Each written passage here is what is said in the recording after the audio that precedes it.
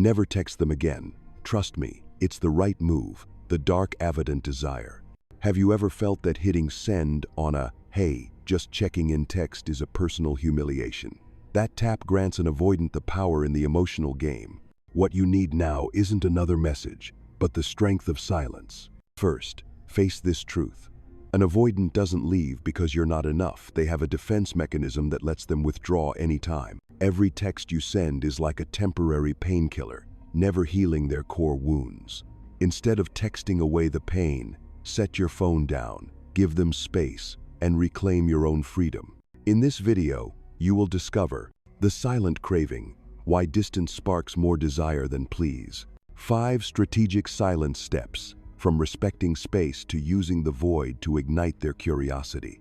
Rebuilding yourself, how to honor passions, nurture other relationships, and affirm your worth, so they see you can't be controlled. You'll learn that silence isn't abandonment, it's ultimate self-agency. When there's no text to pull on, avoidants must rebuild their own emotional walls, and in doing so, may finally grasp your value. Watch until the end to master the pivot in power, and learn how an avoidant can crave reconnection with you. Don't forget to subscribe and hit the bell, because the silence you choose today could be the turning point toward a safe, lasting love tomorrow. Before picking up your phone, take a moment to ask yourself, am I about to invade their safe space with this message? That question marks the first step in understanding the withdrawal mechanism in avoidantly attached individuals. When an avoidant senses someone trying to encroach too rapidly or deeply, their brain immediately triggers a threat response, similar to detecting an unfamiliar presence within their safety perimeter. Safe space is not just a physical boundary, but also an emotional and mental distance they construct to shield their ego. Each time they pull back, it is a survival mechanism, to avoid touching the vulnerable parts where fear of defeat, abandonment, or dependence lurks. Remember, avoidants are not inadvertently aloof. They are warriors who have endured deep emotional wounds. Retreat is not a final rejection, but a clear message. I need breathing room. I need space. Flooding them with texts or placing constant calls only heightens their defense levels, prompting an even greater push away. Picture yourself stepping unannounced into their fortress. Inevitably, they will close the gates firmly, making it difficult for you to re-enter. Instead of texting, "I'm sorry for the late reply," or "Are you okay?" choose silence deliberately. Silence here is not emotional abandonment, but a demonstration that you understand and respect their boundaries. Experiencing this empathy in absence helps avoidants lower their guard. They recognize that distance does not equal threat, allowing them to breathe freely without feeling pursued.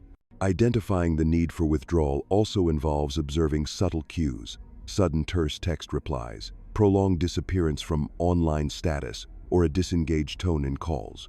Rather than rushing to conclude, "They must not care," understand that these are signals to maintain distance. Monitor these patterns over several days. If their engagement continues to decrease, it is time to pause your outreach. This should not be viewed as a failure, but as a chance to show understanding and compassion. Equally important is examining your own motivations. Why do you feel compelled to text again? Are you seeking solace for yourself, or genuinely wishing to share something meaningful with them? If it's merely anxiety in your own mind, redirect that energy toward other pursuits, reading, physical exercise, or socializing with friends. By refusing to use them as an emotional crutch, you affirm that your value does not depend on immediate responses. Consider the case of Lan and Hoa during their early dating phase. Lan began sending nightly "good night" messages, hoping for warmth in return. For Hoa, an avoidant, this felt like pressure, so he simply turned off his phone. Lan's increasing messages, "Are you okay?" only pushed him further. Finally, Lan chose silence. She reminded herself, "Hoa needs space. I trust him." Over the next 3 days, Lan focused on her art and weekend walks with friends. Realizing Lan's silence, Koa's curiosity piqued. Is she okay? Why hasn't she texted? In this moment, Lan held the reins, and Koa reached out first. Thus, identifying the need for withdrawal goes beyond spotting cues. It is about actively respecting and empathizing. When you intentionally remain silent, resisting the urge to send, you convey a powerful message. I respect your space, and I believe in our bond. That message is the stepping stone for avoidants to deconstruct their defense walls, progressively open up, and build genuine connection. Remember, in the world of avoidant attachment, sometimes a well-timed pause is the key that breaks through the stalemate. Following the step of identifying withdrawal needs, the next crucial phase is reducing the urge to self-soothe through texting. For avoidantly attached individuals, a message is not merely communication. It becomes a temporary painkiller for internal anxiety. Each unanswered text prompts another, akin to taking another pill to dull the pain. Yet this very behavior reinforces a deep-seated belief. When I feel anxious, I must flee further away. To break this cycle, you must learn to separate your inner emotional regulation from texting. First, recognize that each time you hit send merely to calm yourself, you place the avoidant in a position of power over your emotions. They don't need to initiate contact. You have already assumed the role of waiting. Ceasing this behavior sends a powerful message. I can regulate my feelings without you. And imagine, instead of anxiously tapping your phone awaiting a reply, you redirect your focus to another activity, reading a chapter, practicing yoga, or engaging in conversation with friends. Each minute passes without a response is a minute you strengthen your resilience and self-regulation. When the avoidant sees you are no longer emotionally tethered to the screen, they realize, this distance doesn't threaten them. They're fine without me. Next, you must clarify your purpose before texting. Before pressing send, ask yourself, does this message add genuine value for them, or is it just to alleviate my loneliness? If the answer is just to stop my own anxiety, then don't send it. If you have meaningful information, an important meetup, a shared joke, then that message is worthy. A simple example, you might be tempted to text, "Hey, why are you ignoring me?" after 3 silent days. In the past, you'd type and send immediately. Now, you pause and remind yourself, this only gives me temporary relief, before restarting the worry cycle. You instead journal your feelings, processing them rather than offloading onto them. They won't receive your SOS, but you learn to absorb your own emotions. Reducing the need for emotional relief via texting also demands patience. Initially, you may feel restless, your heart racing at the thought of not sending that final text. Over time, however, you discover each second without replying boosts your confidence, and they lose another chance to manipulate your feelings. That gap sows unsettling doubt in their mind, precisely the catalyst for an avoidant to lean toward you. Ultimately, by not relying on texts to maintain inner calm, you build a solid foundation of self-reliance. The relationship shifts from, "I need you to soothe me," to, "I choose and value you." It's no longer about texting to guard oneself, but texting to create genuine connection. That transformation from texting as a defense to texting as engagement is the most significant step forward. In the world of avoidantly attached individuals, silence is not a sign of coldness, but rather the most explicit expression of safety you offer. By choosing not to press send or respond immediately, you're not punishing them. You're saying, "I'm okay, and I trust that you can be okay too." That silence is like a safe haven sign in the emotional desert. No pressure, no demands, just space for both to breathe. Imagine an avoidant after they've withdrawn. They see your phone staying silent, no pleading texts, no urgent calls. At first, they might be surprised. Next, they feel relief because they don't have to explain or defend themselves. This distance gives them a chance to check in with their own feelings. Am I truly losing anything? When the answer is no, they feel calm rather than fear of abandonment. Silence as a safety signal is like a green traffic light. You may proceed when you're ready. They need not worry that approaching will meet harsh resistance. The key is to maintain that silence consistently. If today you stay quiet, but tomorrow you flood them with messages, your safety signal collapses and they revert to defensiveness. An easy way to implement this is to set a fixed silent period after each withdrawal. For example, if they don't reply for 24 hours, you decide not to text back for the next 48 hours. During this silence, you invest in yourself, hit the gym, read a book, socialize, and only reconnect once the period ends. At that point, they'll wonder, did I miss something? Why no new texts? That curiosity awakens their desire to reconnect. The hush also forces an avoidant to wrestle with their own thoughts. They're used to believing, when I pull back, they chase. But when there's no chase, their brain must recalibrate. No, they're not chasing, so is it worth trying again? That's the moment they begin to approach you proactively rather than passively retreat. The safety signal of silence is most potent when you don't use it manipulatively.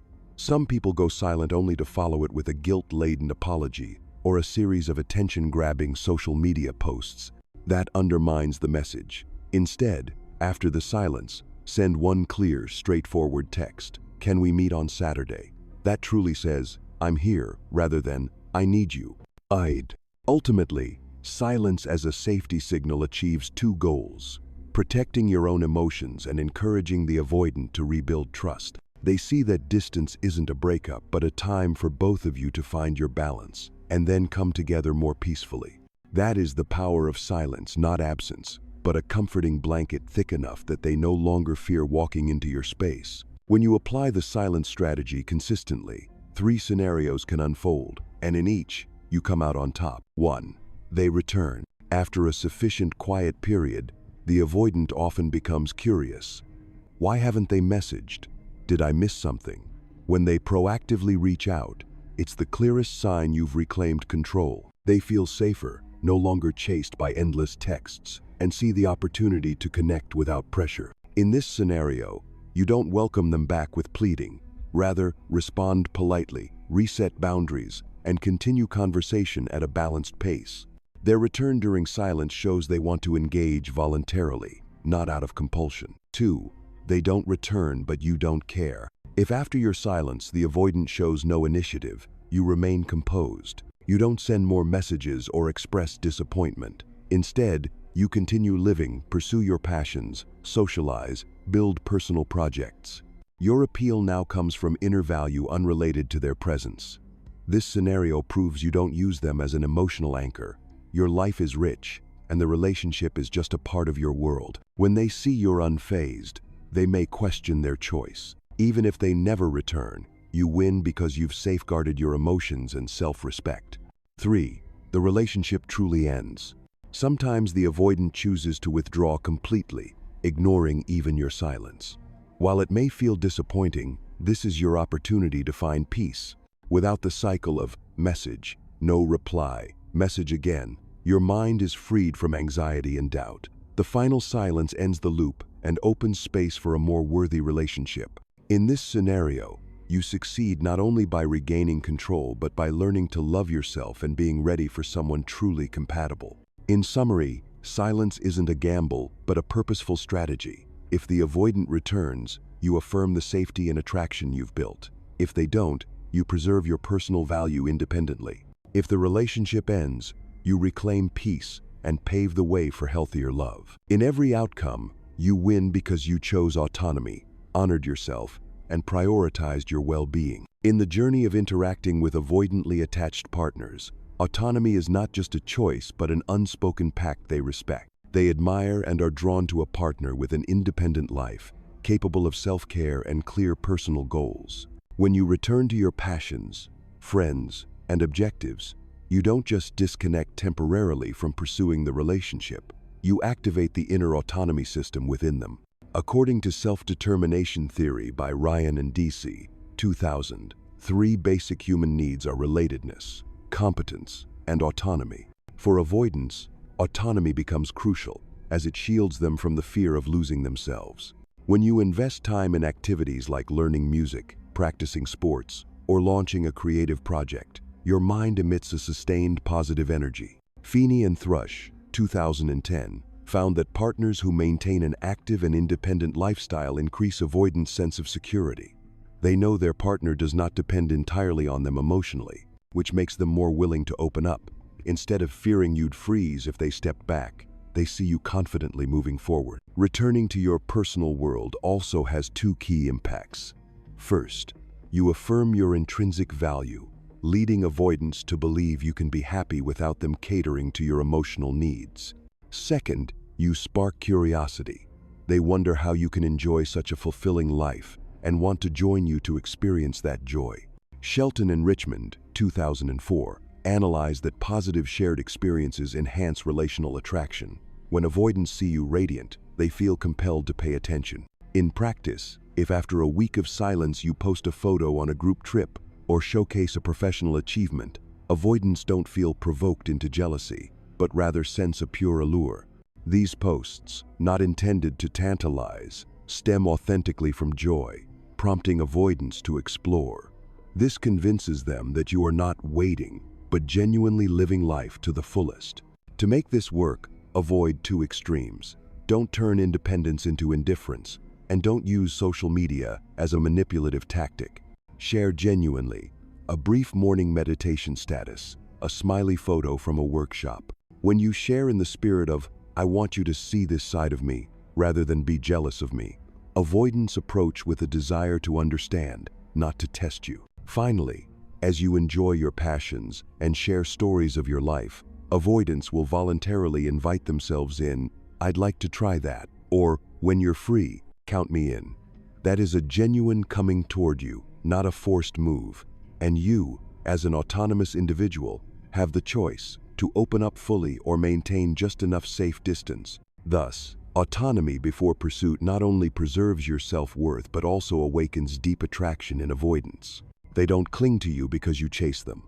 They gravitate toward you because you have built a rich world waiting for them to explore. In interactions with avoidant partners, it's easy to fall into the trap of endlessly decoding every subtle signal, why they responded tersely today and warmly yesterday. Yet this decoding game adds pressure for both of you, a mental puzzle with no escape. Instead of trying to solve it, choose to mirror exactly the emotional tone they project: cold when they're cold, warm when they're warm, without any accompanying explanation. Imagine they text in a detached manner, "Okay, sure."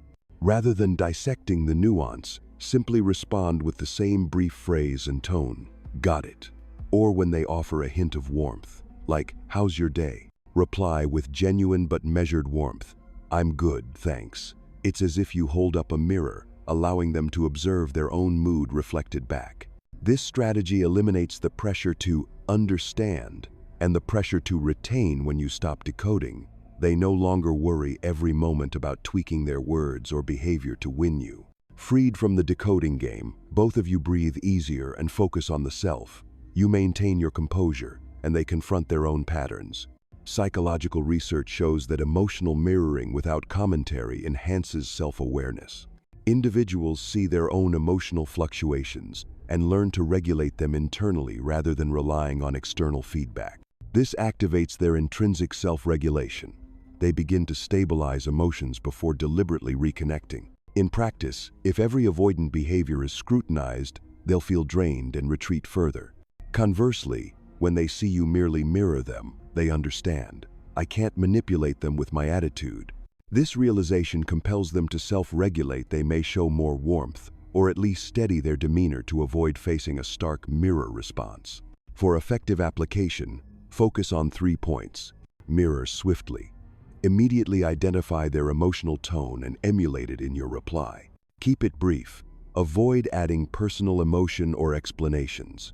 Maintain consistency. Don't break the mirroring by swinging to overt warmth after being cold. By erasing decoding pressure, you establish a neutral communication space. They're freed from overanalyzing, and you're liberated from dependency on their reaction. This paves the way for a lasting connection, where the avoidant feels comfortable and gradually learns to express emotions more authentically. When interacting with avoidants, you will often face tales of past pain or skillful blame. "I was abandoned before," "I went through deep hurt," or appeals to understand that pull you into an empathy vortex.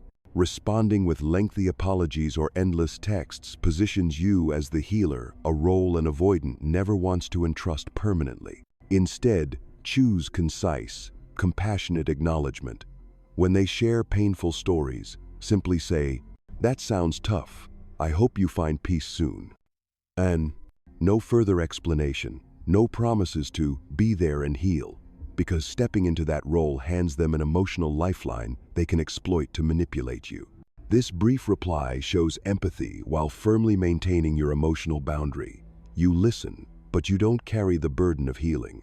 Think of it as a protective barrier you filter through the emotional onslaught, accepting the message but not letting the emotional debris cling to you. When avoidants realize your response won't sweep them into guilt, they must confront their pain independently, rather than relying on you for relief. In practice, their same old narratives may surface repeatedly. It's not your fault. It's their recurring defense. Each time they test you, repeat your concise line. Consistency will build a shield around you, signaling to the avoidant that their only way forward is to self-heal, not lean on you. As the relationship evolves, you can employ an advanced variation. After your brief acknowledgement, offer proactive support without taking on the healer's mantle. For example, "That sounds tough. I hope you find peace soon. If you'd like professional guidance, I'd be happy to help you find helpful resources." This communicates you're not rejecting them, but you're not absorbing their emotional burden either. You guide them toward a sustainable solution, encouraging autonomy in their healing. All the while, you maintain your stance as a mature partner, not easily swayed by guilt. Silence isn't just a way to protect yourself. It's a tool to spark curiosity in the avoidant's mind. When you fully invest your time in passions, self-care, and other relationships, you aren't always available whenever they call or text. Their uncertainty about your presence forces them to ask, "Should I try harder or risk missing out on connecting with this person?" Many believe relentless pursuit secures relationships, but for avoidance, persistence only reinforces the belief. "I am chaste. I have the right to withdraw." Distance, on the other hand, creates a cloud dance effect. When they can't instantly reach you, their mind fills the void with thoughts of you, from joyful memories to a craving for your voice. Implementing this is simple. Maintain silence, focus on work, hobbies, friends, and respond only when they issue a clear invitation. For example, instead of replying immediately to, "Are you free?" wait until they text, "Would you like to meet for coffee on Saturday afternoon?" When met with silence, they must proactively form the right question and make definite plans, proving their desire and commitment. Distance doesn't dissolve affection. It acts as a lever that motivates avoidance to act. They no longer passively wait for you to appear, but weigh whether you're truly worth stepping into your busy world. This consideration ignites a drive far stronger than any pleading. When an avoidant finally sends a specific invitation, you hold the advantage. You can reply, "I'd love to grab coffee with you on Saturday," while maintaining your balanced pace. They'll feel respected because you honor the effort they put into clear communication. And from there, the relationship progresses on a foundation of voluntary engagement and curiosity, rather than the repetitive chase and withdraw cycle. After exploring 8 silence-based strategies for interacting with avoidantly attached partners, from identifying their withdrawal needs and reducing the self-soothing text habit to transforming distance into a safety, signal, sparking curiosity, and ultimately reinforcing autonomy, you now hold a powerful toolkit for building lasting relationships. Yet beyond tactics, the most crucial outcome is that you become freer, more peaceful, and more confident in how you love. Remember, silence is not rejection but respect, respecting their space and your own. Every moment of silence you maintain is a clear message that you are okay, and trust that they can be okay too. The 3 silence scenarios, they return, they don't return, or the relationship truly ends, all benefit you, either strengthening the bond, affirming your intrinsic worth, or granting genuine peace. Most importantly, you don't need to decode every emotional cue or shoulder all guilt and pain. A relationship shouldn't be an endless chase. It should be a journey of mutual safety, respect, and voluntary engagement. Now, give yourself permission to pause, breathe, and appreciate your achievement. A self-possessed individual standing firm, undisturbed by silence or chaos. By sharing your joy, passions, and personal values, you not only attract the avoidant but also infuse your relationship with positive energy. Move forward with confidence. Uphold these guiding principles. Apply the 8 strategies flexibly and adjust when necessary. Autonomy is the root of every healthy connection. If you found this guidance valuable, don't forget to subscribe and hit the bell to catch our upcoming insights on attachment psychology and how to forge secure, lasting love. Thank you for watching, and may you always find peace and happiness on your path of love.